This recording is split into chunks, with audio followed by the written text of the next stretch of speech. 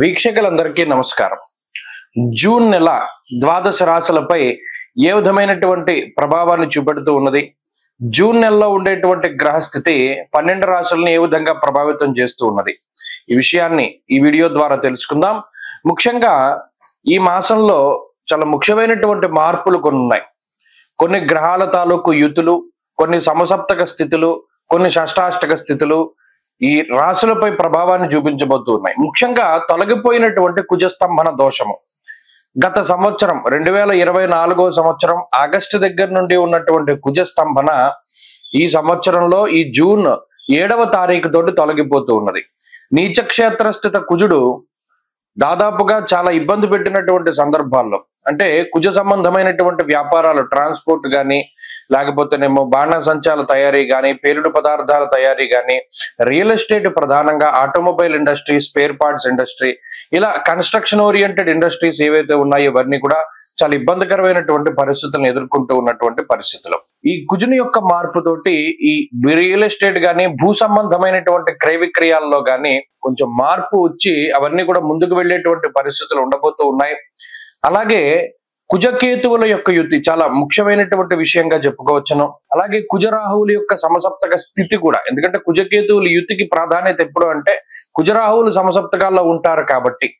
అలాగే కుజశనుల యొక్క షష్టాష్టక స్థితి, ఇవన్నీ కూడా ఈ జూన్ 7వ తారీఖు నుండి ద్వాదశ రాశులపై ప్రభావాన్ని చూపించబోతున్నారు. అలాగే రవి ఈ జూన్ నెలలో 15వ తారీఖు వరకు వృషభ రాశి యందు, 15వ తారీఖు దాటాక మిథున రాశి యందు ఆయన సంచరించబోతూ ఉన్నారు.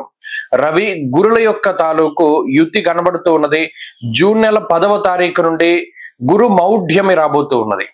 అంటే 10వ తారీఖు లగాయతూ ఏ విధమైనటువంటి శుభ కార్యక్రమాలు కూడా చేయడానికి లేదు. జూన్ 10 దగ్గర నుండి గురు మౌఢ్యమి అన్నారు కాబట్టి ఇది ఒక ముఖ్యమైనటువంటి యుతిగా మనం చెప్పుకోవచ్చును. అలాగే శనేశ్వరుడు మీనరాశి యందు సంచరిస్తూ ఉన్నారు. కుంభమందు రాహువు, అదే మాదిరిగా సింహమందు కేతువు సంచరిస్తూ ఉన్నారు. శుక్రబుధులు ఈ మాసంలో ఎక్కువగా అతిచార వక్రాలతోటి చివరికి వచ్చేసరికి శుక్రుడేమో వృషభ రాశి యందు, అలాగే కర్కాటక రాశి యందు ఏమో బుధగ్రహం సంచరించబోతూ ఉన్నారు. కాబట్టి ఈ మాసం చాలా ముఖ్యమైనటువంటి మాసం. ముఖ్యంగా పెద్ద గ్రహాలు మారుతూ లేదా ఆయా గ్రహాలపై కుజుని యొక్క ప్రభావం పడేటువంటి మాసంగా చెప్పవచ్చును. దీనిలో ద్వాదశ రాశుల వారికి ఏ విధమైనటువంటి ఫలితాలు కలగబోతున్నాయో తెలుసుకుందాం ఈ వీడియో ద్వారా. మిథున రాశి వారికి ఈ జూన్ నెల కొంత ఊరటని కలిగించేటువంటి మాసంగా చెప్పచ్చు. కారణం ఏంటి అంటే ఇప్పటి వరకు ఈ కుజస్తంభన వల్ల ఎక్కువగా డ్యామేజ్ జరిగినటువంటి, ఎక్కువగా ఇబ్బంది పడ్డటువంటి రాశి మిథునం.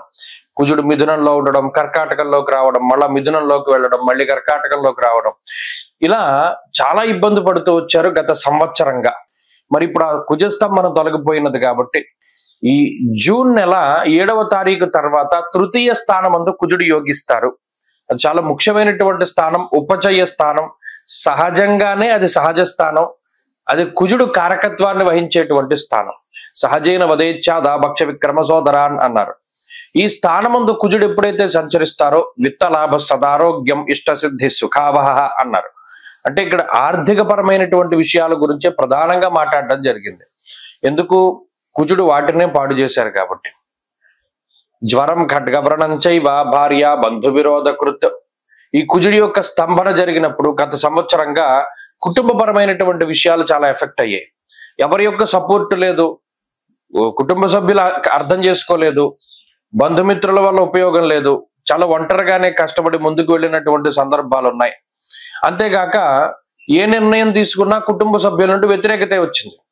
పోనీ మనం ఇలా కష్టంలో ఉన్నాం కదా, పలానా పని చేద్దామంటే అబ్బాబ్బే మేము దానికి సహాయం చేయం, నీకు కావాల్సింది నువ్వు చేసుకో, దీనికి వచ్చే కాన్సిక్వెన్సెస్ అన్ని నువ్వే పడు, మాకు సంబంధం లేదు. అంటే ఒక సపోర్ట్ లేదు. ఈ మాసంలో సపోర్ట్ దొరుకుతుంది. భూపరమైనటువంటి లావాదేవీలన్నీ ఒక కొలిక్కి వెళతాయి. చాలా కాలంగా ఒక పొలం గానీ ఒక స్థలం గానీ అమ్ముదాం అనుకున్నాం, అవి ముందుకెళ్ళట్లా, ఇక మీదట ముందుకెళ్ళేటువంటి పరిస్థితులు ఉంటాయి. అలాగే ఆర్థికంగా కొంత వెసులుబాటు వస్తుంది. ఖర్చులు పెరిగిపోయి ఆదాయం లేనటువంటి తరుణంలో ఆదాయ మార్గాలు పెరగడానికి అవకాశం ఉంటుంది. ఆదాయ వనరులు పెరుగుతూ ఉంటాయి. డబ్బు అప్పిచ్చేవాడు దొరకడమో, లేదా ఏదైనా లోన్ పెట్టుకుంటే అది లోన్ శాంక్షన్ అవడమో, లేదా మరేతరత్ర ఏదైనా సోర్సెస్ ద్వారా డబ్బు వచ్చేటువంటి పరిస్థితులు ఈ రాశి వారికి ఉన్నాయి. ఇక వృత్తి ఉద్యోగాల పరమైనటువంటి ఎదుగుదల. ఇక్కడ రవి వ్యయస్థాన స్థిత దోషం నుండి జన్మరాశి స్థిత రవిగా ఆయన ఫలితాన్ని ఇచ్చినప్పుడు కొంత అధికమైన శారీరక శ్రమ ఉన్న, ఓవర్ టైం డ్యూటీలు చేసిన, ఉద్యోగంలో ఎక్కువ కాలం కష్టపడ్డ, కష్టానికి తగినటువంటి ప్రతిఫలం దొరుకుతుంది. ఉద్యోగం మానేయాలి, ఇంకోటి ఏదైనా పెట్టుకుందాం, ఇంకో వ్యాపారం చేద్దాం అనేటువంటి మాటలు ఎక్కువగా వినబడుతూ ఉండేటువంటి సందర్భంలో ఈ మాసంలో ఆ ఊసు రాదు. ఉద్యోగం బాగుంటుంది, ఆర్థిక పరిస్థితులు బాగున్నాయి, ఆరోగ్యం బాగున్నది. అడపాదడప చిన్నపాటి ఆరోగ్య సమస్యలు వచ్చినప్పటికీ వాటి నుండి తొందరగా రికవరీ కాగలుగుతారు. అలాగే ఉద్యోగ వ్యాపారాలకు సంబంధించినటువంటి విషయాలు చాలా బాగున్నాయి. ఉద్యోగ పెరుగుదల, అలాగే జీతభత్యాల్లో మార్పు, లేదా పనిచేసేటువంటి కంపెనీల్లో మార్పు, దీని ద్వారా జీతం పెరుగుదల, ఇవన్నీ కూడా అవకాశం ఉన్నది. ఇక విదేశీయానానికి సంబంధించినటువంటి విషయాలు కొంత ఇబ్బందికరంగా ఉన్నాయి. విదేశాల్లో నివసిస్తూ ఉన్న మిథున రాశి వారికి గ్రహస్థితి కొంత ప్రతికూలంగా ఉంటుంది. విద్యార్థులకి గ్రహస్థితి మిశ్రమంగా ఉంటుంది. అలాగే ప్రత్యేకించి ఈ మాసంలోనే జన్మ రాశి యందు ఉండేటువంటి రవి గురుల యొక్క యుతి, ఈ మౌఢ్యం ఏదైతే ఉన్నదో అది కొంత ఇబ్బంది పెడుతుంది. కొంత ఓర్పుకి సహనానికి కూడా పరీక్ష పెడుతుంది. దాన్ని చక్కగా దాటండి. ప్రత్యేకించి ఏదైనా ముఖ్యమైన పని ఉన్నప్పుడు వాయిదా వేసుకోకుండా ఆ పనులన్నీ కూడా పూర్తి చేస్తూ ఉండండి. ఈ మాసంలో మిథున రాశి వారు మరింత అనుకూలమైన ఫలితాలను సాధించడానికై శ్రీ గురు దత్తాత్రేయ స్వామి వారి యొక్క ఆరాధన చెయ్యండి, గురు చరిత్ర పారాయణ చేయండి, దక్షిణామూర్తి స్తోత్రాన్ని పఠించండి. మంచి ఫలితాలు సంప్రాప్తమవుతాయి. స్వస్తి.